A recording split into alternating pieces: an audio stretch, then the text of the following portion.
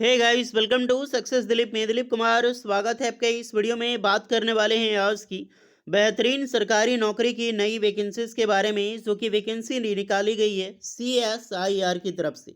जी हाँ, council scientific and industrial research की एक डिपार्टमेंट है CSIR, यानी कि central electronics engineering research institute की तरफ से सरकारी नौकरी की नई वैकेंसी रिलीज हो चुकी है, जो कि ऑल इंडिया के कैंडिडेट यहाँ पर अप्लाई कर सकते हैं। पूरे भारत के जो भी कैंडिडेट है, चाहे आप ITI पास आउट हो, डिप्लोमा पास आउट हो, या फिर आपने इंजीनियरिंग कर रखी हो, आप सारे कैंडिडेट इस फॉर्म को बेशक अप्लाई कर सकते हैं। तो चलिए डिटेल नोटिफिकेशन वाइज हम डिस्कस करते हैं कौन कौन से कैंडिडेट अप्लाई कर सकते हैं। Eligibility condition, selection process, application process वगैरह आपकी क्या होने वाली है।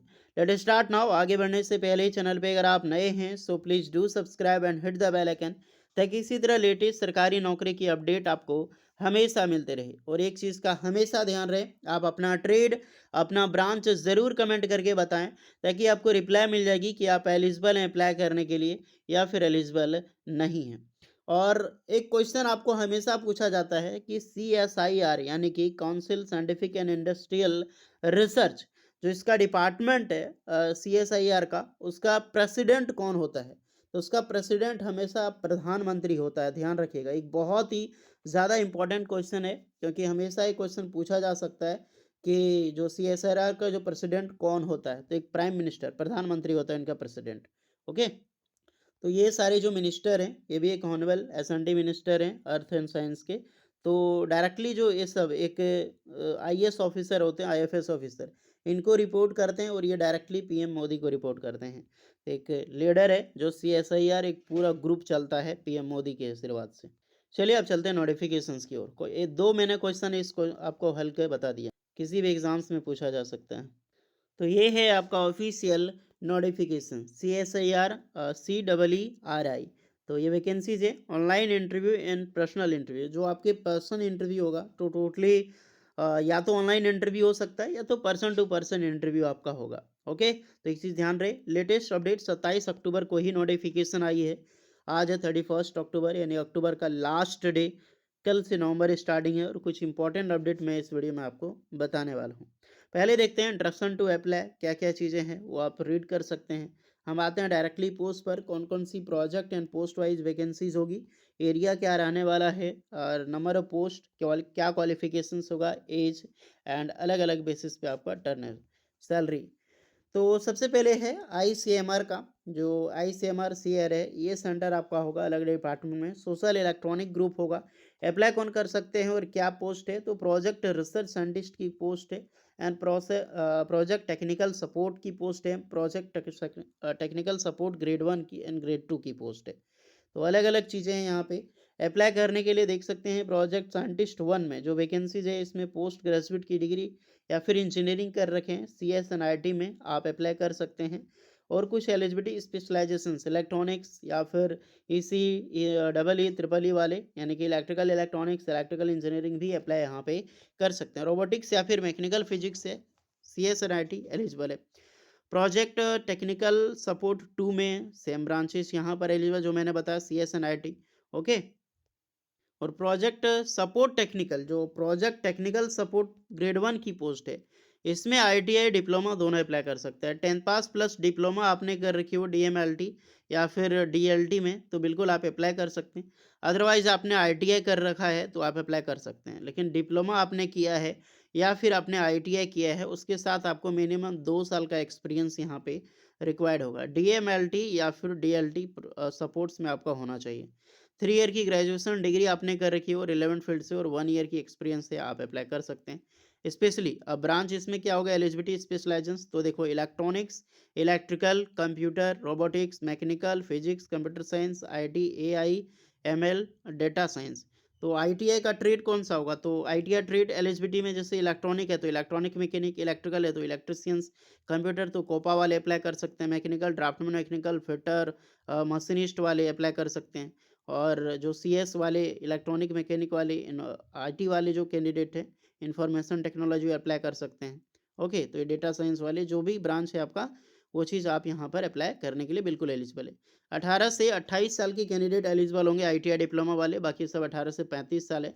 सैलरी डिस्कस करें तो एक आईटीआई की सैलरी अगर देखा जाए तो 18,000 आपका बेसिक पे हुआ, एनटीए, डीएचआरए जो भी है। और प्रोजेक्ट टेक्निकल सपोर्ट ग्रेड 3 वाले 28,000 होगा और साइंटिस्ट वाले तो 56,000 जो मिलती है आपका एज़ पर गवर्नमेंट के हिसाब से।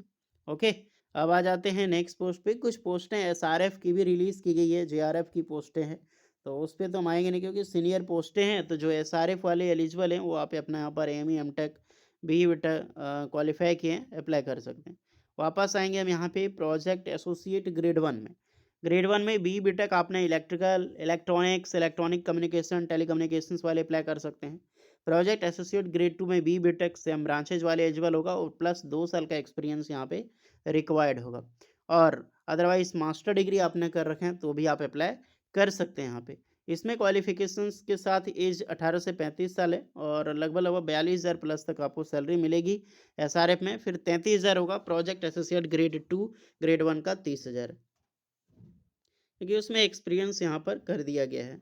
ओके, अब आ जाते हैं यहाँ पर नेक्स्ट सेमीकंडक्टर प्रोसेस टेक्नोलॉजी में, जो कि पैट, पैट 1, पैट 2 में वैकेंसीज होगी। तो इसमें फॉर सीनियर पैट के लिए B BTech MSc electrical communications या फिर इलेक्ट्रिकल इलेक्ट्रॉनिक्स वाले फैमिली और 3 साल का एक्सपीरियंस अप्लाई कर सकते हैं। एमए एमटेक किए हैं तो भी आप अप्लाई कर सकते हैं।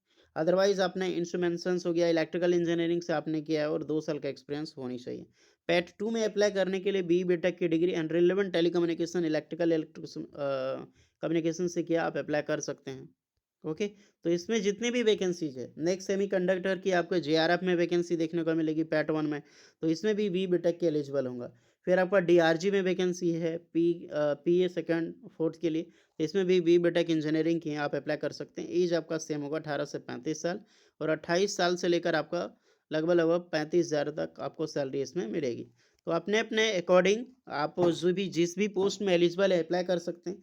ये जो वैकेंसीज़ है प्रोजेक्ट स्टाफ पोजीशंस की वैकेंसी है, तो एक टेम्पररी होगी, यानी कि एफटीसी की बेसिस पे रिक्रूटमेंट है। सरकारी नौकरी है बट परमानेंट नहीं है, एक कॉन्ट्रैक्चुअल एंगेजमेंट आपके साथ किया जाएगा यहाँ पे। ओके, यानी कि कॉन्ट्रैक्चुअल आपका शादी होगा, समझो 4 साल 3 साल के बाद आपका शादी टूट जाएगा, बस यही चीज़ है।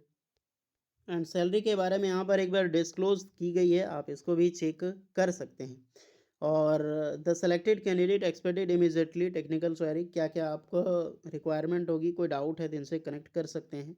हाउ टू अप्लाई, तो अप्लाई कैसे करना है, तो इंस्ट्रक्शन गिवन। सबसे पहले ब्लू लिंक पे आपको एडवर्टाइजमेंट पे क्लिक करके उसके ज़रिए फॉर्म अप्लाई करना होगा। सबसे पहले कि वॉक इन इंटरव्यू है, तो इंटरव्यूज़ के बेसिस पे आपका यहाँ पर सिलेक्शंस होने वाला है। इसकी लास्ट डेट है फॉर्म अप्लाई करने के लिए, तो 9 नवंबर 2025 तक लास्ट डेट है अप्लाई करने के लिए। तो जो भी स्टूडेंट एलिजिबल हैं और टाइम ज़्यादा नहीं मिला है ना, 9 नवंबर आपके लास्ट डेट यहाँ पर रखा गया, आप फॉर्म अप्लाई यहाँ पे कर सकते हैं। इसके अप्लाई करने का लिंक आपको डिस्क्रिप्शन में मिल जाएगी, तो जो भी स्टूडेंट एलिजिबल है आप यहाँ पर अप्लाई करने के बिल्कुल एलिजिबल है। और कैसे अप्लाई कर सकते हैं, तो ऊपर में ही आपको एक लिंक मिलेगा, देख सकते हैं इंस्ट्रक्शन टू अप्लाई। इस सेक्शंस पे आपको क्लिक कीजिएगा तो एक ओपन होगी और डायरेक्टली इस वेबसाइट पे क्लिक करके आप यहाँ पे फॉर्म अप्लाई करने की पूरी प्रोसेस तक आप आ सकते हैं। ओके, तो इसी के ज़रिए आप फॉर्म अप्लाई होगा। और कोई डाउट हो इसके रिगार्डिंग तो बिल्कुल बेझिझक कमेंट करके बताइए। वीडियो इस पर लगी हो so please like share and subscribe जरूर करें। मिलते हैं नेक्स्ट वीडियो में, तब तक के लिए जय हिंद।